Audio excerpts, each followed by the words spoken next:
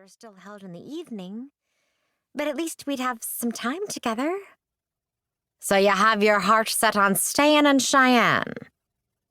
I cannot say that this is surprising to me, Da began. She nodded. It's been on my mind since Julesburg. I cannot be holding against you the desire to settle yourself near friends. The folks you named are good and godly people.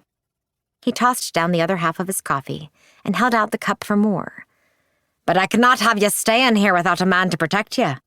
There will still be dangers even after the rowdies pull out. She refilled his cup. But our friends will keep an eye on me. Mary Beth even said I could come and live with them. I could stay in the house or in the little shed out back where they were living before the Hendersons sold them the house. Her father shook his head.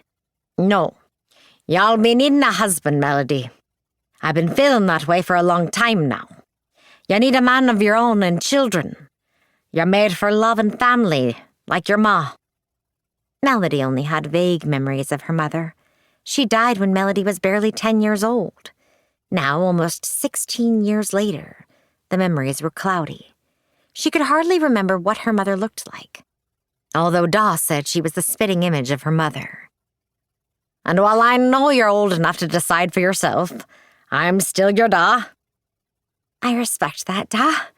I don't want to do anything against your wishes. I just hadn't thought of marrying anyone.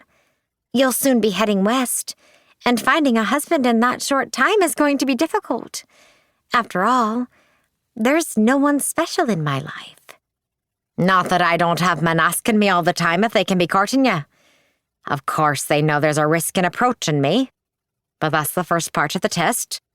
If they're brave enough to come and discuss it, it shows strength of character. Da chuckled. You're a beauty like your mother, and you could have your pick of suitors. We've only to put out the word. Advertise? For a husband? Is that what you're suggesting? She was surprised not to feel more appalled by the idea. And for sure it could work. We could be letting folks know that you're of a mind to marry and live here in Cheyenne. I could take this time away from me job to inspect each man and listen to his story. Then I could be picking a few suitors for you to choose from. You know for yourself that I have God's gift of discernment. I can be telling when a man is truthful or false. Melody shrugged. I suppose we could give it a try. It's not like I must marry any of them. I can always head west with you if none of them appeal. And for sure you could, and you would, for I'll not be leaving you here without protection and security. After all, how would you make your way and pay for all that life cost you? Well, I suppose I'd get a job. I can clean house, and I'm a fair cook, as you well know. Aye, that you are. And I know you enjoy working. It's having you alone that torments me. Melody knew he was just concerned about her well-being. She patted his hand.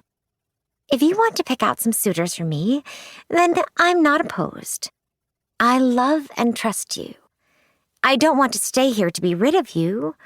I'm hoping in time you might even want to come back and settle here as well. My children will need their grandpa. Could be. But you know me, Wanderlust. He beamed her a smile. You're a good daughter, Melody, and God has given you sound judgment. If you have a young man who has caught your eye, you might be letting me know. I can talk to him and give you my opinion. After all, the choice is going to be yours. She got up and kissed his cheek. Thank you, Da. I know that together we should be able to figure it out. He nodded and picked up his paper.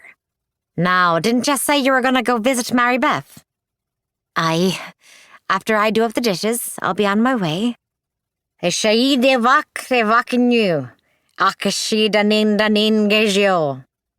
He went back to reading. Melody smiled at the old Irish saying, Your son is your son today, but your daughter is your daughter forever. Aye, Da. I'm yours forever. And so Da said he'll put out the word that I'm looking for a husband. I figure we have about 45 days to find one because the doctor said Da can rejoin the workforce in June. Melody glanced from Mary Beth Vogel to Granny Taylor. These two women were her dearest friends in the world.